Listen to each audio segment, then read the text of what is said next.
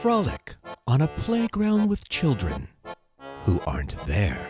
Explore an abandoned mine shaft that reveals riches in the most interesting vein. Tour a film set inside a house that's trying to kill you. All this plus more weird history, strange science, and the paranormal. It's too bizarre. It's too close for comfort. It's 2 parts thrills and 1 part terror in this Parlour Stories edition of Odd Tonic.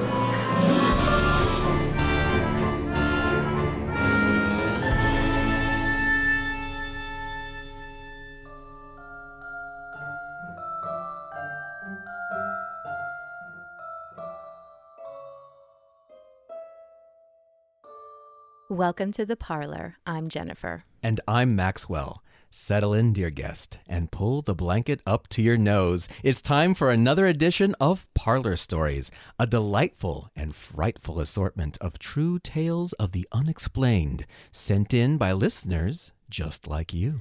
I've missed blanket weather. The leaves are starting to change, the sunlight has a certain slant to it, and the weather is ever so slightly cooler. I don't know if you can tell, but I am so excited for autumn to begin. We didn't really have one of those grueling hot summers that needs to be recovered from in the Pacific Northwest, but I am ready. But speaking of recovering, I feel like we're still recovering from last month's Parlour Stories. The tales that Rick shared with us have some very haunting visuals. Oh, I agree. And speaking of Rick, dear guest, you may remember a story he told about moving into an apartment building in 2007 and living upstairs from his best friend, Jeff. Yeah, Rick described going down to visit with Jeff and his girlfriend and feeling a ping, which is how Rick describes the feeling of something paranormal about to happen, or when there is at least potential for it. Right. And Rick had asked if they had ever encountered anything weird in their apartment, to which the couple confessed that they had not. And the following morning, Rick was confronted by Jeff's girlfriend, who really gave him an earful. Tonight, we can share why. After Rick's stories aired, Jeff reached out to us to share his side of the story, and so much more. Yes, I can see why these two are good friends. And you will too, dear guest, beginning now. Hi, I'm Jeff, the friend of Rick who lived in that basement suite of the old apartment where he got the ping. He didn't mention the second part of that story. I wanted to fill you in on those missing details. It was more than a decade ago now, but I remember it fairly well. That night, for some reason, I couldn't fall asleep. I was tossing and turning and generally being an annoying person to be sharing a bed with, so this was really aggravating my girlfriend. So I decided to sleep on the couch, which was about a dozen paces away in the living room, small apartment. As I was about to fall asleep, I could feel myself drifting, but it was a different type of drift than normal. I felt like I was really small. I mean, really small, and that the world was huge. The best way I can describe it is to say that I felt like a bouncing ball, where I would be on the couch, and then I would feel extremely far away, and then I would fall back into the couch. It's a really hard feeling to explain. Just as this was happening, I heard my girlfriend call out, "Jeff, come back to bed." Her voice triggered me back onto the couch again, leaving me wide awake.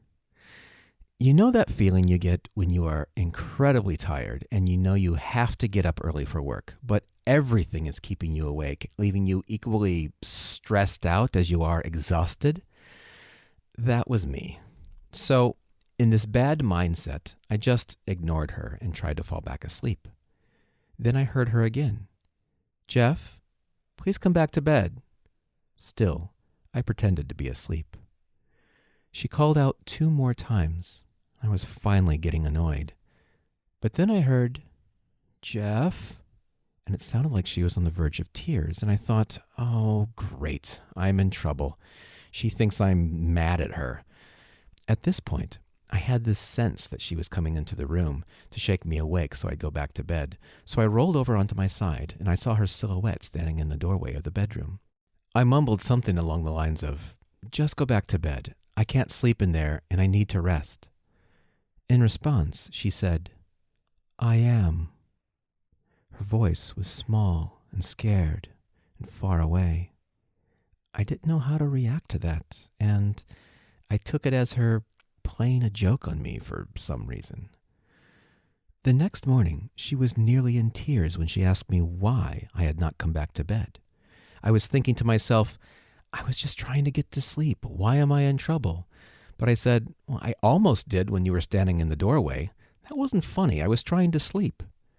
That's when her eyes got huge and her entire body language just changed, and she blurted out, "That's why I wanted you to come back to bed. That thing wasn't me."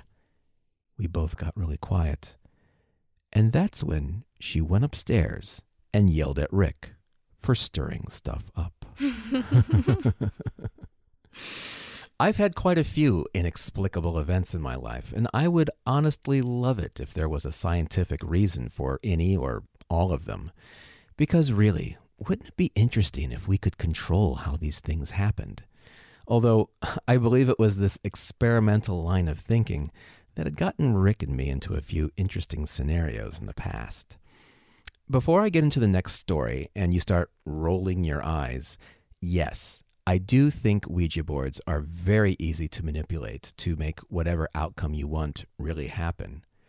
That being said, we were starting to play around with the idea of, can we control the outcome of a Ouija board experience? And if so, how? So we figured, let's experiment with a Ouija board and find out. It was just the two of us, Rick and me, and we asked something that we both knew the answer to, something we thought would be easy for us to manipulate. We asked, what's Rick's spirit animal? At the time, the answer was wolf, so that's what we fully expected to see spelled out on the board. What happened instead, we definitely did not expect. We asked the question. Nothing happened. Rick said that he wasn't really feeling anything, but that we should be patient. No less than a few seconds after he says this, I felt goosebumps up my neck and down my arms. Rick suddenly looked at me. We stared at each other for a split second, freaked and excited. Excited that what we were doing was about to get a result, but freaked once we realized what that meant. Suddenly, we heard the howl of a wolf from outside the open window behind me. Then, a large gust of wind blew through, flickering our candles like crazy. The howl was strange, like you could hear it with your ears, but also inside your mind, like the wolf was down the alley, but also literally right next to us. We flipped that board and went straight to bed. Good night. I've always been pretty open with my parents about the strange things I've experienced. I can recall the first time I saw something I knew wasn't right. I was 4, maybe 5 years old. My dad was putting me to bed, and I noticed there was this shadow on my ceiling, which I thought looked pretty neat. It looked like a pterodactyl, and hey, I was a kid, and dinosaurs were cool. So I pointed it out to my dad. He saw it, but didn't seem to think it was as cool as 5-year-old me did. I asked what could possibly be making a shape like that. He explained it was coming from outside and the street lamp was making it. He walked over to the window and closed the blinds and curtain to prove the point. I kept watching the shadow so I could see it disappear. When he covered the window, the shadow never disappeared. In fact, it started to move. I remember screaming and asking my dad to turn on the lights. He ran to the lights and flicked them on, and I just kept my eyes shut. I didn't sleep in my room that night, but thankfully, I never saw that shadow again either. I never liked that house. I was always seeing shadow people in the corner of my eyes and in the cracks of doors. I would always have the feeling of being watched, even when I knew that I was alone. When I was 7, we moved away from Winnipeg and into an old farmhouse just outside Selkirk, Manitoba. Nothing paranormal, weird, or even unnerving ever happened in that house. But outside the house, that's another story. One night, when I was 10, maybe 11, my parents and I had just gotten home from a long drive. The house's security lights didn't turn on that night, but that wasn't too unusual, as the bulbs would occasionally burn out. We had a flower garden between where the car was parked and the house, and as we walked down the garden path, I started getting a weird feeling. I shook it off as just being tired. Without the lights, it was near pitch black.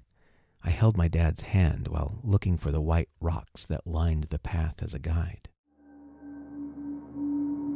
We continued down the path when out of nowhere, what I can only describe as a white shadow or Casper the Unfriendly Ghost rushed at me.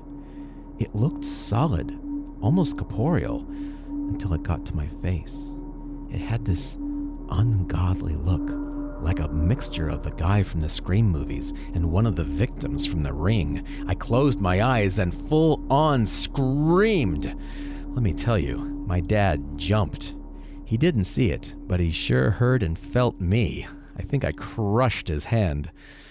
To this day, I've tried to explain what it was, but I have no clue. I can't even begin to logically explain what that might have been. I think one of the most bizarre moments in my life, up until now, would have to be, actually, I don't know what to call it. This happened after I moved out of that basement apartment and into a larger basement suite elsewhere in the city. I was lying in bed, sleeping, when I suddenly woke up. Nothing weird, no pings, no strange feelings. It was as if my internal alarm woke up and said it was time to be awake. It was between 5 and 6 a.m. in the summer, right about the time the sun is thinking about coming up. Daylight was just starting to seep into the apartment. Everything had a light blue hue to it. I was just about to sit up in my bed when I realized my bedroom door was fairly open, which was pretty common. My roommate's cat liked to come in and hang out, and he would bang on the door if it was closed. I was just about to get up and shut it when I saw a clawed hand appear on the hallway wall outside my door. The thin fingers were about 8 or 9 inches long. Then, the thing's entire body appeared in the hallway. It was maybe 6 feet tall and had the body of a very thin, naked woman. Her breasts were covered by shadow hair, and both of the hands had long, black, fingernail claw things. But that wasn't what really caught my eye. It was the mask. The mask it wore was a wooden spirit mask with large, thin fangs carved in, painted red. It was very tribal looking. This thing looked right at me, right into my eyes, and acknowledged me being there. It nodded to me, as if to say it knew that I knew. And then it passed right by my room, crossing my doorway and down the hall. I was frozen with fear the whole time. I recovered my breathing and slowly walked to where it went. The only rooms in that area were the bathroom and my roommate's room, but it didn't look like it had turned to go into her room. It was as if it had just been passing through. I didn't get a good feeling or a bad feeling from it. It was just such an alien thing to see. I didn't know what to do. I told my roommate about it a couple weeks later, thinking I would just sound crazy. She got mad at me because she said she wanted to know about things like that in the apartment. Turns out, she had experienced similar things in her life, too. I don't know if that classifies as sleep paralysis or not, but it felt incredibly vivid. Earlier, I mentioned how I was open about this with my parents. I'm going to try to talk to them again, because they've had their own experiences that are pretty out there. I can't recall all the details of this story, especially since it all happened before I was born. But as I can recall it, there was a time when my parents lived in a haunted house, and it sounds like it was straight out of a horror movie. I'll have to talk to them about all of the details, but apparently, this sort of stuff runs in the family. Wow. Thank you, Jeff. Yes, those were amazing. Thank you. How amazing is it to get another angle to a previous Parlour story? I know. Maybe next month we can feature Rick's side to Jeff's side to Rick's side of the story. How many different inception layers of independent confirmation can we get? I'd be intrigued to hear more experiences from Jeff's family. So, Jeff, have them send us their stories. Yes, please do. And in the meantime, here's a submission from Gail concerning her and her family's hobby, which once led them to something extraordinary. My name is Gail. I grew up in South Dakota near the Black Hills, an area rich with paranormal activity, as well as remnants from prior times.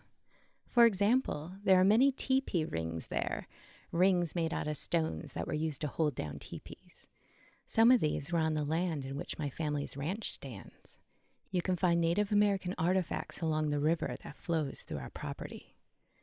The Black Hills are also home to Deadwood, the 1874 gold rush, the Bell Witch, known from the Blair Witch Project, and other cool and spooky things.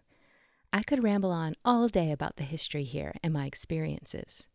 The one that I want to share today would be an experience my family and I had when I was around 12. We were a family of spelunkers. I know, who takes a child spelunking? But that was me, a little girl who explored caves and mines. There were many of them in the Black Hills. Some were closed off, but that never stopped us from exploring. We would usually make a weekend of it with a group of friends. On one of our camping spelunking adventures, most of the group stayed back at the camp while my parents and I explored this little mine we had come across on the way into the camping site. The mine was boarded up, but there was a hole big enough for a person to sneak in. Sketchy, right? My dad went in first to make sure it was safe. My mom and I followed. Upon entering the darkness with our flashlights, we noticed the entrance branched off into two directions. One way was inaccessible due to water. It was common for miners to hit water and flood an area of a mine. So, we took the only other way. After some time of following the little minecart rails on the ground, the rails ended, and the cave walls started to wind into a room. My dad peered into the room and exclaimed, "What? No way!" My mother and I quickly came to look. The room was full of odd things like old paintings, items of gold, and jewelry. Wow. It was like a treasure room. We didn't touch or take any of the items. My family believes in the paranormal and cursed items. So instead, my mother took some pictures and we went back to camp to tell our friends to come look at what we had found. Perhaps an hour had passed from the time we left to the time we returned to the cave. When we entered the cave's room, everything was gone. Our friends thought we were playing a joke on them, but when they saw how serious we all were, they too were spooked. We checked on the room a couple more times throughout the weekend, and the treasure never came back. Was it a time slip or ghosts? Who knows? Most likely, this mine was used during the 1874 gold rush. Sometime after that, it was flooded, and maybe someone at one time hid their expensive riches in this thought-to-be closed-off mine. The camera that my mom took the pictures of the room with was one of those disposable cameras everyone used in the 90s. But when she went to have it developed, they told her there was no film in the camera. Wow. Do we want to follow this under ghosts or time slip? That's really the question, isn't it? Mm-hmm. The camera detail completely falls in line with the time loop story that we shared, Right. where the pictures the tourists took in the mysterious hotel were missing from the negatives. But the whole film roll going missing? I mean, what were the odds of that disposable camera not having film in it? Exactly. And it makes you wonder whether whatever made off with the treasure maybe made off with the photographic evidence, too. It must have been so frustrating to learn they had no proof of their find. I know. Can you imagine? Oh, Gail, thank you so much for sending this terrific story to us. Yes, thank you, Gail. And also, if you have more, and it sounds like you do, please send those too. My love, this is a great spot to take a brief pause. But before we do, would you like to share what develops later on in the show? Oh, I can't believe I kissed that mouth. When we return, we'll have plenty more spooky to share, including a round of Duck, Duck, Ghost and a vengeful spirit who maybe only wanted a starring credit in a movie. Don't go summoning spectral wolves without us, dear guest. Odd Tonic, we'll be right back. Dear guest, we love sharing the parlor with you in the candlelight as we read these stories from odd listeners just like you. Enjoying your visit? Want to bring a ghoulish gift for your hosts? Consider donating to our Patreon. Not only would you be supporting Odd Tonic, you could get some spooky rewards as well, such as the much coveted Odd Tonic stickers that have been shown off on social media.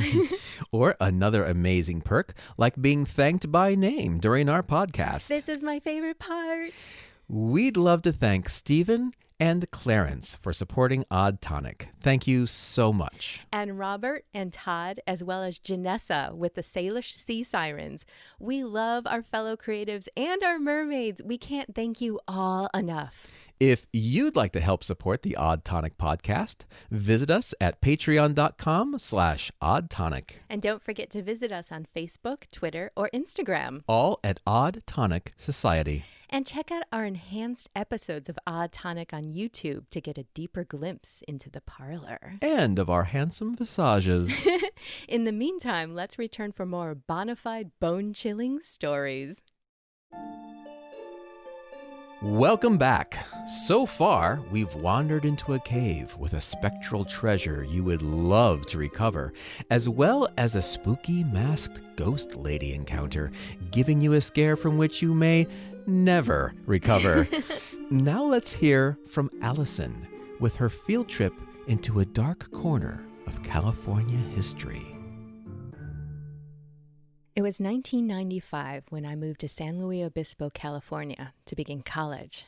San Luis Obispo, or SLO as the locals call it, is halfway between San Francisco and Los Angeles on California's central coast. Located on a coastal valley surrounded by rolling hills and rocky outcroppings, it's one of the most picturesque places I have ever lived. It is also crazy haunted. Home to California's first mass murder, a Spanish mission with a violent past, and at least 4 murders by 2 separate serial killers, San Luis Obispo County is steeped in violent and often haunted history. But as an incoming freshman, all I knew was it was beautiful and I could study animals there. It wouldn't be long before I got my first introduction into SLO's dark history. The week before classes started was an orientation for incoming students. We basically spent 5 days running all around the county with other students, learning where to eat, where to play, and where to get into mischief. One night, our group leaders drove us out to the south side of town and up a hill behind the old general hospital. The street ended at the county probation office. Headlights off, we drove through their parking lot and on to a dirt road. Further up the hill, we saw a dark brick building looming in the moonlight. Designed by the same firm as Ghirardelli Square in San Francisco, Sunny Acres and its Romanesque architecture was originally built to house tuberculosis patients in the 1930s.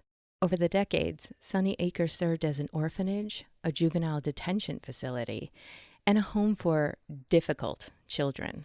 It was shut down in the 1970s amid rumors of steel cages and violent abuse. Oh my God. We got out of our cars and walked up to the front door. The plan was to get inside and walk the halls of this supposedly haunted hospital. But the windows and the doors were boarded up tight, and we were worried we'd be seen in the bright moonlight. So we walked around back and sat on the blacktop of the playground. There were about 30 of us seated in a big oval on the old basketball court where we started taking turns telling ghost stories, haunted houses, Ouija boards, Bloody Mary. We hit all the creepy teen highlights. We'd been telling stories for about 45 minutes when it happened. I heard a scream of shock to my left, and then felt 2 hands on my back push me violently forward. I sat back up in time to see that the person on my right was also leaning forward over their lap. And then I saw the next 2 people suddenly lean forward over their legs like they were being pushed. But there was no one there. Everyone else in the group thought we were messing around, but we all felt it. Someone or something had pushed each of us. Clearly, whatever it was didn't want us there on the blacktop. Wow. Since that day, the city of San Luis Obispo has had different offers to develop the property, but they've all fallen through for one reason or another. The city put a fence up around the building and posted asbestos warnings to keep people out. But a few years later, the city put up a second fence around just the blacktop as if there was something there we also needed to fear. Personally, I think it's some very angry children.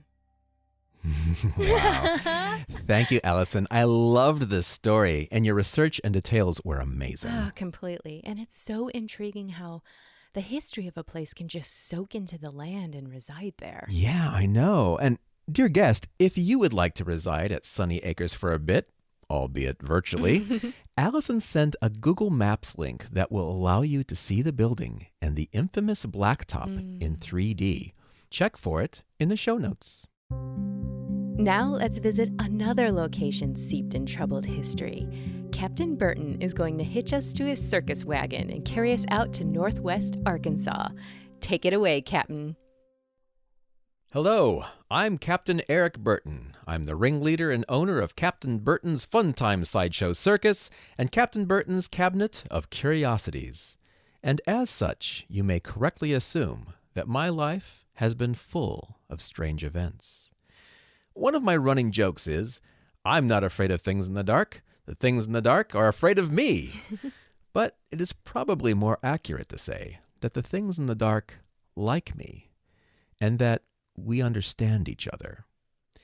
There are so many stories I could share, like the one where I was protected by shadow people, or when I was invited to live with a tribe of Bigfoot.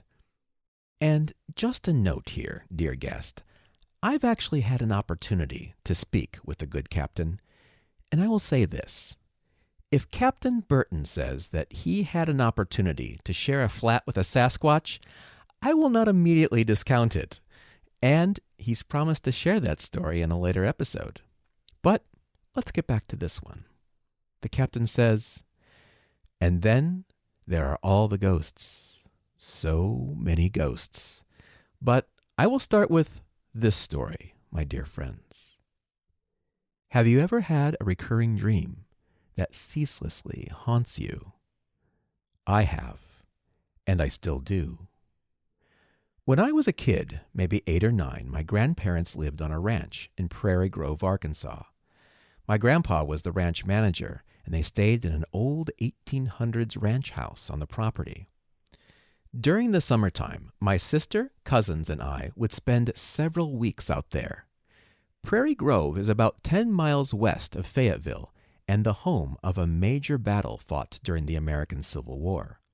After 9 hours of fighting, the battle ended in a stalemate with over 2,500 killed on December 7th, 1862. The ranch property was across the road from the battlefield park, which now had a visitor center and a couple of era homes you could tour. Nearest the ranch was the park's sloping fields leading to a wooded area. As kids, we would find stuff from the battle around the fields, like sword handles, parts of old guns, things of that sort. One night, that first summer, I was exploring on my own, near the road that separated the ranch from the park's woods. The stars were out. Fireflies twinkled in the fields, and the moon had the landscape brightly lit. My eyes were drawn to the fireflies dancing in the battlefield's woods. Looking closer, I realized that these lights were too big to be lightning bugs. And they were of a whitish blue color. And there were sounds. I could hear gunfire, men's voices shouting and screaming in pain. If you can imagine having the film Braveheart on a TV, but in another room where the sound is muffled, that's what it was like. I remember thinking, this is really cool and creepy. And now, I think I'll just head home before I pee myself. The old ranch house was nothing special. A 2-story home with 3 bedrooms, 2 upstairs and 1 downstairs. Us kids had the rooms upstairs and a space for a playroom. On the first day I stepped foot in that house, I didn't like that upstairs. It felt the way darkness feels, claustrophobic, heavy, and hard to breathe. The first floor was pretty open, and you could see the stairs from a lot of angles. From the corner of my eye, I would always see something up there, like a weird shadow. It got to the point that I just forced myself to stop looking up there altogether. The staircase that led upstairs was narrow and enclosed, like a hallway. It emptied into the playroom space, and there was a hallway to the left, running parallel to the stairs, stretching 9 or 10 feet to the back bedroom at its end. But it was the other bedroom that I got a really bad feeling from, on the right, at the foot of the stairs. There was a storage space built into the room, but where it was located was odd. It was inside a closet, its doorway built into the closet wall. I would not sleep in that room at all, and I would only sleep in the other bedroom down the hall if someone was with me. Not that it kept things from happening. Many nights, around 2:30 or 3 in the morning, I would be woken by the sensation of the covers getting pulled off my legs, or of something sitting down on my side of the bed. One night, I was asleep with my mom in that other bedroom when I suddenly woke up, feeling like something was watching me. The house was silent, but too silent. It was heavy and thick, like being in a sensory deprivation tank. I could sense it coming, this bad thing, its presence radiating. From down the hallway, it slowly glided into my room. Its face was like a white mask, its eyes black and sunken in, its mouth closed. I tried to move, but my arms and legs felt like they were weighted. It came to a stop beside my bed and just stared at me. I screamed, but only a small, breathy sound came out. Now, I don't generally believe in good and evil. I believe things are basically both and neither at the same time. But this thing, there was no mistaking an evil intent. From its smoky shadow of a body, a dark and bony hand grabbed me above the ankle and began pulling me off the mattress. I hit the floor and watched helplessly as it dragged me across the room toward the doorway, headed for the other bedroom. I blacked out. I woke up early the next morning, crying, in the playroom. All I can remember thinking during that moment was, I cannot go into that room, and thank goodness I wasn't pulled into it. After that night, I never slept upstairs again and only went up there if I had to. I made a bed on the couch downstairs. There was activity downstairs too, but it wasn't threatening. In fact, it gave me a sense of calm and being watched over. The bad thing stayed upstairs. And years later, I learned that the house was torn down. Now, back to me asking you about reoccurring dreams. Every so often, I dream about that ranch house. And the bad thing is there, always trying to drag me up to it. Or it starts as a normal dream, and I walk through a doorway and suddenly I'm in the living room of the house with a friend or a relative trying to get me to go up those stairs. I say, "Nah, I'm good," and back out. But no matter which way I walk or turn, I'm always stepping over the threshold, back into that house. I had one of these dreams just recently. After them, something bad always happens. It's like an omen or the thing upstairs trying to cause chaos in my life. I don't know. Maybe the bad thing is looking for me and can only find me in my dreams. This is getting longer than I wanted, so I'm going to say goodnight and sweet dreams. Until next time, this is Captain Burton, signing off. Oh my goodness. I love the Captain Burton stories. Yeah, me too. Now, not only am I covered in goosebumps right now, thanks, Captain, but I'm also so charmed by the thought of the Fun Time Sideshow Circus. Oh, yeah. I've watched his promotional videos on YouTube, and Fun Time really seems to be an accurate moniker. I want to go. And I really want to explore his cabinet of curiosities. Yes, we definitely need to plan a trip. His circus does travel to cons and events, but you can find them at home in Austin, Texas, where they perform at the Austin Oddities Market, also run by the illustrious Captain. Find out more by looking up Captain Burton's Fun Time Sideshow Circus on all the socials.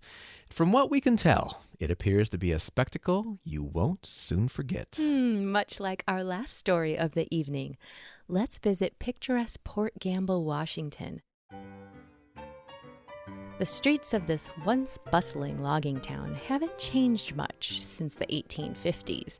Today, this popular tourist town is filled with antique shops, restaurants, and even a historic theater and a general store.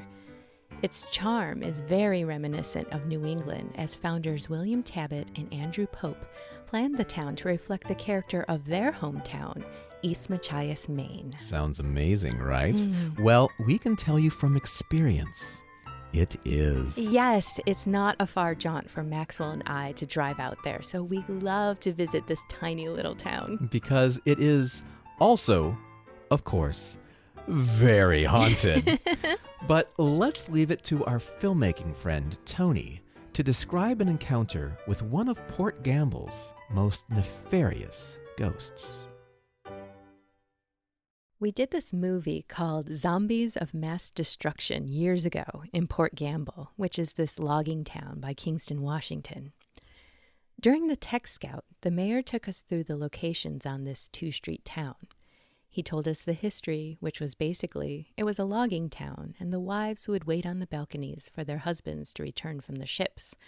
Sometimes, when they didn't, the wives would throw themselves from the widow's walk. Nice little town story. Be sure to visit our gift shop.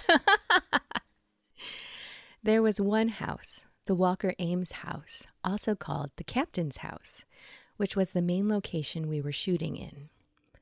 The mayor told us under no circumstances could any woman enter and be in the house alone. He couldn't insist enough. It was almost as if it was a location requirement in order to be able to come in and film. It was funny listening to the mayor. I've never heard someone so scared while giving a tour. He insisted on the rules because whatever was in the house would seriously hurt any woman by herself. She was safe with a man, but if a woman was alone, she was almost guaranteed to be harmed. Well, our production designer, Teresa, was a hardcore feminist badass who wasn't going to take any crap from any ghost or otherwise. So she spent the first prep week going in by herself. Wow.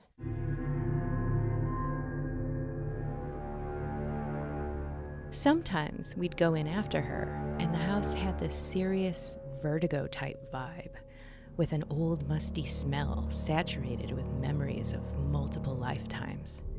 I'd walk in and catch glimpses of Teresa walking around, and then every so often, her head would bounce off the wall, as if someone unseen had shoved her, like she's walking straight, and someone puts their hands on the side of her head and shoved her into the wall.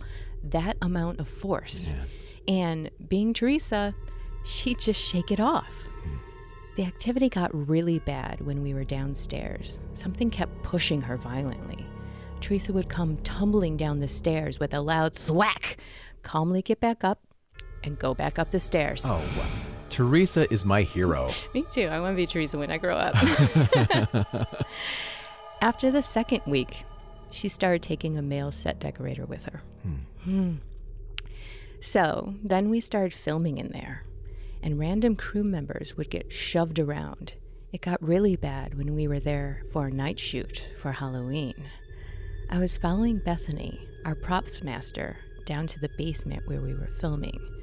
We were walking down some really tight stairs where there's that overhang above your head that sticks out because of the floor above. And I kid you not, hand to God, Bethany went horizontal off the stairs in front of me, smacking into the overhang, straight down the rest of the stairs. Not tripped or pushed because I was behind her, but straight out and into the wall and then down.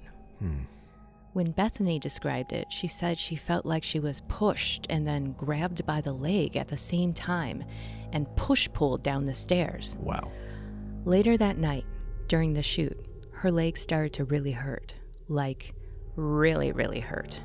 So bad that she asked to go back to the house where we were all staying and take the night off.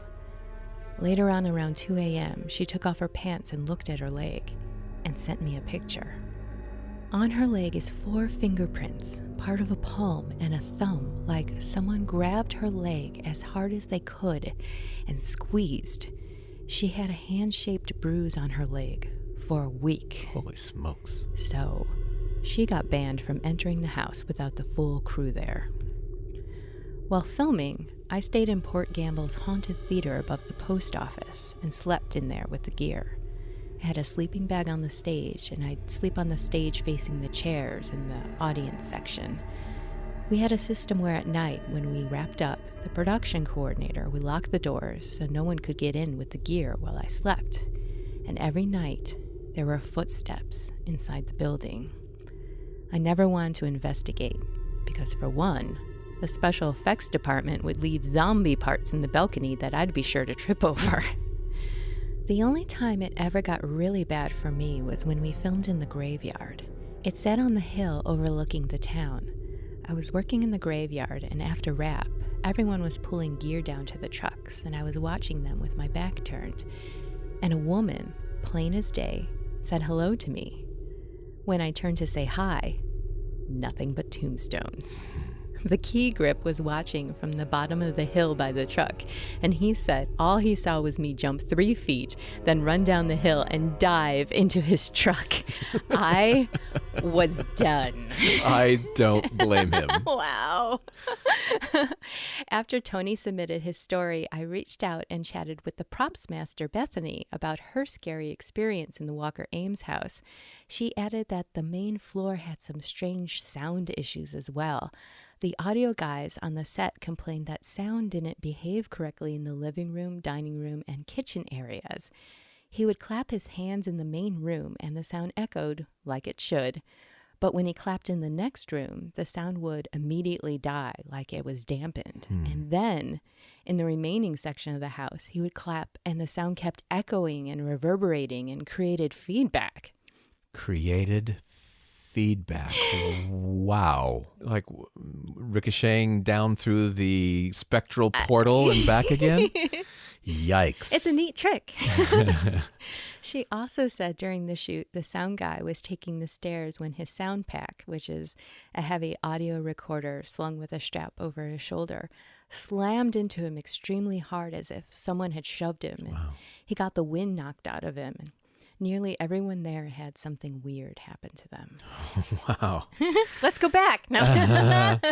I suppose there is never a good time to discover for yourself that the paranormal is more than just a bunch of old wives' tales. But man, having that first experience be a violent one, That stinks. Yeah, and when you're trying to work too. Yeah. Film sets are hard. Yeah, Don't they go are. shoving people and flipping the craft services table.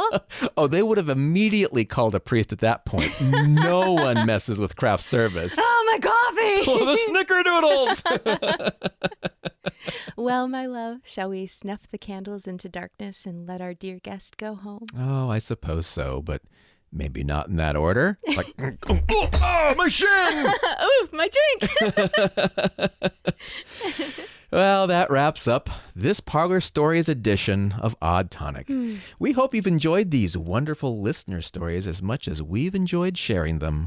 Goosebumps for days. Remember to subscribe so you never miss a show. And please leave us an iTunes review so other odd members of society can find us too. And don't forget about our Patreon.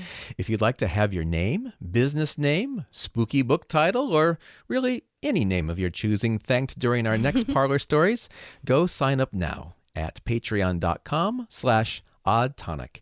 It's a great way for us to thank you for all your support and for you to have a little plug from our peculiar podcast. We're on all the socials at Odd Tonic Society, and come join us in the Parlour on the Odd Tonic YouTube channel. Absolutely. And leave a comment on your favorite episode. We love the feedback. And we'll be back next week with more weird history, strange science, and paranormal perplexities.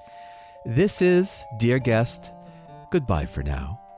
But remember, should you ever explore the dark, twisting turns down a long abandoned mine and discover, nestled within a hidden room, something strange and unexpected, leaving you to wonder if it's cursed, don't worry. It's just us. Good night.